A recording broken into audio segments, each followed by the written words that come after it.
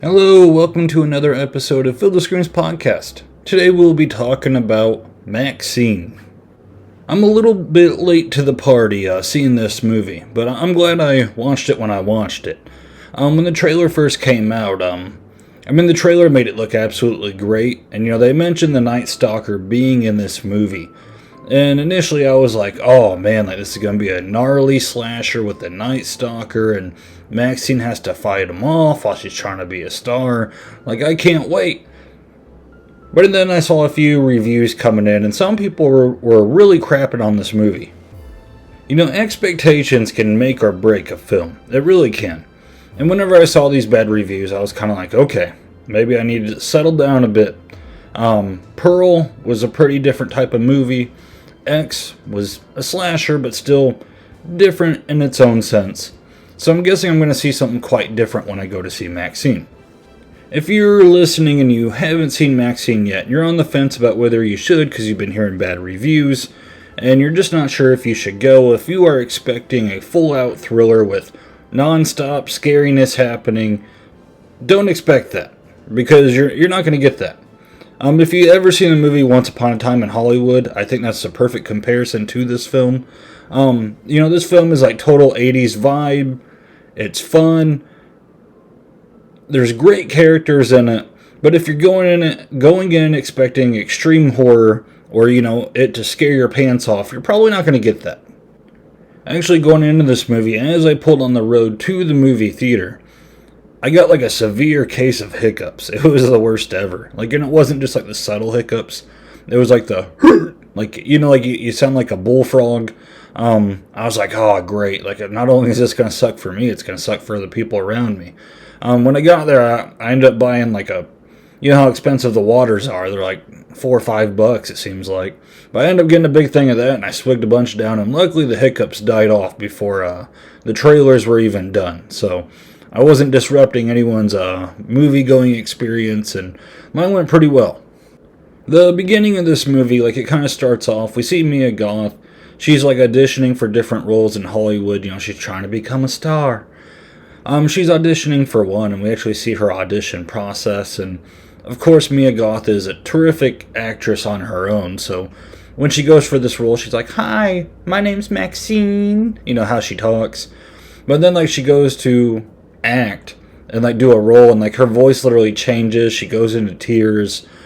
She knocks it out of the park, and I think the line of dialogue that really sets the tone for this film, and I enjoyed it quite a bit, is as Maxine, she's acting all proper in front of the people she's auditioning for.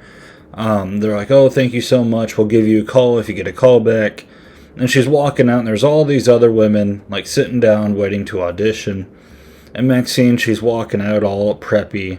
And then she shoots a glance at the other women, and she's like, y'all might as well go home, because this role's fucking mine. And she gets in her car, which it says Maxine on the license plate. And she drives off, and it starts playing some 80s music. It gets you really into the feel for the 80s vibe that this movie has. It had me pretty excited. I was cracking up when she yelled at the other women. I don't know, there's something about Maxine. You love her character. You really do. Is she off-putting to other people? Yeah, sometimes, especially if you're in her way to get a role for a movie. But these movies do so well to make you root for her. We see glimpses of her life as she's struggling, before she actually gets this role, which she auditioned for. She's still in the adult movie business. There's actually a scene you see two people, practically going at it. And again, it's kind of funny because the girl's, not really paying attention. She's just like, oh, hey, Maxine, how's your Tuesday going? And then, the director's like, can you just focus? And I don't know, the movie just has a silly feel to it, while also just having, I don't know if I want to say a blockbustery feel, but there's kind of an epicness to just everything going on. Again, it's a total fun movie. If you're not expecting an extreme horror movie, because again, if you're expecting that, you are going to be let down. I can imagine a lot of the bad reviews might be coming from people that went opening night, and they're like, oh, I'm going to be so scared. And then they see this goofiness going on. that could probably really turn people off. But if you go in just expecting to have a fun time in the 80s and to follow around Maxine as she's, just being badass, like it's pretty fun. There's kind of like that craze with the Night Stalker going around. Everyone's afraid to go outside alone. And there is a scene where Maxine she's alone in an alley and like this gate's locked and this guy like sneaks up on her with a knife and he's like, you can try to run, but you won't get far. And Maxine like literally just turns around with a gun, like puts him in his place. She's like stripped naked and like he does. And then she's like, put the barrel in your mouth and suck on it. And this guy like, he started like deep throating the gun. It's uncomfortable, but the dude just charged her with a knife. So you're like, yeah, like I guess he got what he had coming to him. No, but it gets worse. She tells him to lay on his stomach. And you're like, oh, what's Maxine gonna do now? And she walks up and like stomps on his nutsack and just demolishes it. And I can't recall if she's wearing high heels. Most of the movie she's wearing high heels, so she probably was. But you just see the gore of her like stomping on his jewels. And it is gross. Like when it happened, I literally went, oh, like, because I just did not expect it. There is one other character, besides Maxine, all the characters in this are pretty great. There wasn't a character where I was like, oh, like, you get tired of him. The one other character that I thought did really good, though, is Kevin Bacon. Kevin Bacon cracked me up the entire movie. Kevin Bacon in this, he has, like, this, like, deep South accent. I don't know if it's a Louisiana type accent. But, there's a part where he's trying to get dirt on Maxine. And she's like, how much? How much money do you want? And he's like, oh, no. Money can't get you out of retribution. And just the way he talks, like, every line he was delivering, I was just laughing. He plays a total sleazeball. His teeth are yellow. He has golden teeth. And just the way he carries himself. We all know people who kind of just talk nonsense all the time. Like, they love to talk all the time, but nothing really comes out of it. That's Kevin Bacon's character. There's even a moment where he's chasing Maxine and a security guard like sees him. And he's like, oh, I respect security people like yourself. Back in my day, I used to work a little security myself. And I don't know, like, it's just the little lines, and maybe no one else really thought it was funny, but I was just cracking up. There's a part where Maxine, like, he follows her up in a car, and she gets out because she knows it's him. She's like, oh, this guy again. And she gets out, and she gets her keys and, like, puts it, like, in her fingers. And he's, like, filming her, and he's like, just think of me as your paparazzi following you around. And, like, Maxine just literally charges him and, like, beats the living snot out of him. And he's like, oh, you're going to pay for that. You are going to pay for that, missy. And I don't know. Again, anytime he talked, like, I loved it. I loved Kevin Bacon in this movie. And again, even that chase scene, like, by the time she beats the crap out of him, he finds her again, and he has, like, a pistol, and he's like, you better watch yourself, like, I'm coming for you. And he's following her around, and he's got, like, this gigantic nose bandage on his face. And, like, while he's running, his arms are, like, flailing around, he's, like, bumping into stuff. It's almost like a Three Stooges character, almost. Picture, like, Three Stooges coming from the Deep South, and, like, that's kind of his character. Yeah, his character was just great. Now, the big bad guy, they kind of do, again, I'm, like, flowing into heavy spoiler territory. I should have said it in the beginning. I'll put it in the title. So if you haven't seen it and you're going to see it, you might want to dip out now if you haven't yet. But, the big bad guy, like, it never really shows him for most of the movie. You always just see, like, his, like, leather glove. And, like, whenever he's angry, he's just squeezing stuff. It's almost, again, kind of goofy. It reminds me of, like, the bad guy in Inspector Gadget, where you just see his hand, and, you just tell he's angry all the time. He's running around killing people, which a lot of the kills were cutaways. So, again, if you're expecting, like, this really heavy slasher, you're probably going to be disappointed. But there is, like, one friend of Maxine, like, he runs a video rental store, and he's a really likable guy. I think he was gay. I think it was insinuated that. There's even a time where Maxine's like, "Oh, I like you so much," and he's like, "Well, you like me so much because I'm the only guy who's not trying to screw you." But eventually, like, the killer, he sneaks up on him, and like, this is the one kill where it does show a lot. Like, slashes open the back of his neck, really gnarly looking. And the scene, like, just kind of takes on forever. Like, you just see this bad guy slashing him up. But yeah, other than that, like, you don't see too much. But even during that kill scene where it's showing a lot, like, he, like, rips out his earring, and he, like, gets back in the car with Kevin Bacon, and there's, like, blood all over him, and Kevin Bacon's just like, "Oh, dear Lord, you're not afraid to get your hands dirty, are you?" And even Kevin Bacon's just off-put by this guy. He's like, "Listen, I'll drive you around wherever, but I'm not into the sick things that you are." And even though Kevin Bacon, like, kind of disapproves of it, he kind of just hangs around this dude, like, the entire movie until he gets killed by Maxine and her manager. Which, that was a cool little scene. Like, it kind of turns into, like, a nightclub type thing. It's really well shot. Maxine's just, like, dancing and stuff, and, like, she, like, lures them out to the back alley, and Kevin Bacon's just like, and, like, follows her. And when he goes out there, like, her agent's waiting, and this other dude with the bat, they, like, handcuff him to a car, and then they, like, squish him while the things are coming down. I don't know what it's really called, but it's like a machine that just smashes cars, like, turns them in, like, flattens them, basically. And, like, during that scene, like, I was kind of like, Maxine's gonna tell him to stop and ask who the big bad guy is, like, chasing her, but she never does.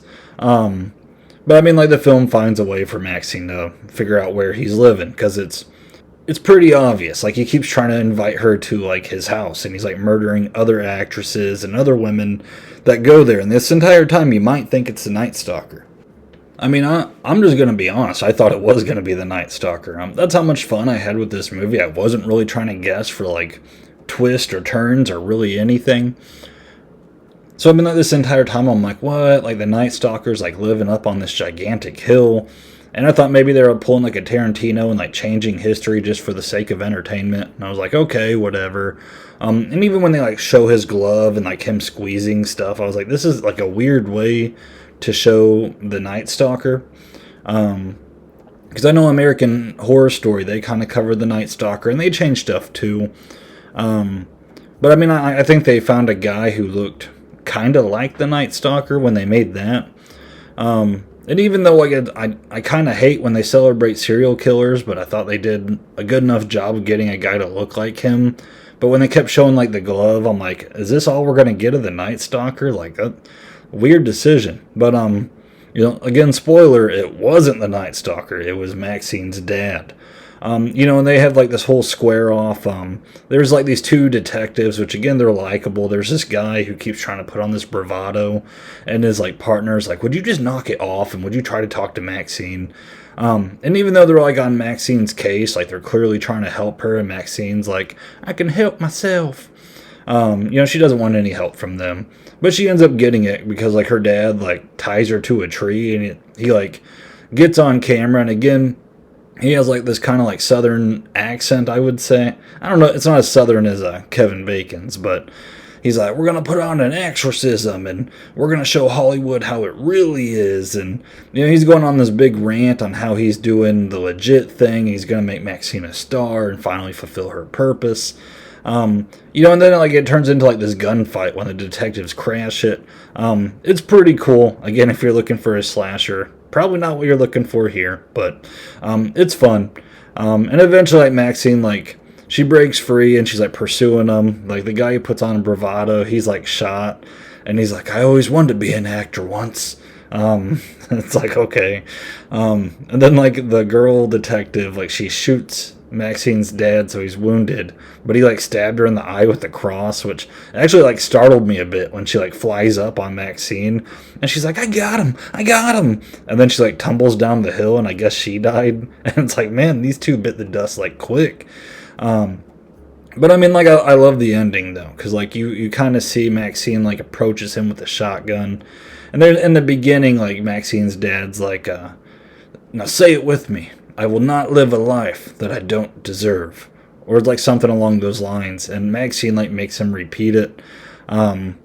And like I love this whole character development thing. Like Maxine, like she's finally made it. Like especially like you see the future as she's pointing the gun at her dad, and like you kind of see her like going on talk shows and all this stuff, being on the red carpet. Like she looks happy. And then like eventually she looks at her dad and he's like, "I'm sorry. Like I failed you." And she's like, "No, Daddy, you did what you had to do." Like, and then she just blows his head off. It's awesome. Like, there's no twists or turns or no, like, trying to be too fancy. Like, it's literally just a fun movie. And then we get, like, the little bit at the end. Like, she's kind of made it. She's a star. She's going on talk shows. And they kind of ask her, like, "So, Maxine, like, what next?" And she's like, "Well, I just hope it never goes away." And like by the end of that, I was like, is that a hint at a fourth film? Which Ty West, like again, he shot this movie really well, but he said he had an idea for a fourth film.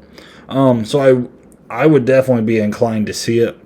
I mean, obviously, from everything I said, I really liked this movie. I had a good time. I was cracking up at Kevin Bacon and his little southern accent. It's so fun. It really is. It's well acted. If you love 80s type stuff, this will be in your wheelhouse. And man, I do want to see a fourth Maxine type movie, like in this universe. I enjoy seeing Mia Goth play Maxine. I think she does a well job. Her little like country girl voice, that's a terrible way to describe it. But I mean, you guys know her voice, like the way she talks with, she comes off as like petite, but then you see her psycho rage moments, and it's just awesome. Like, Maxine is pretty BA. So again, like if you're on the fence about seeing it, just don't expect like a super scary movie. Go in expecting to have a good time in the 80s, and I think you will have a good time. So yeah.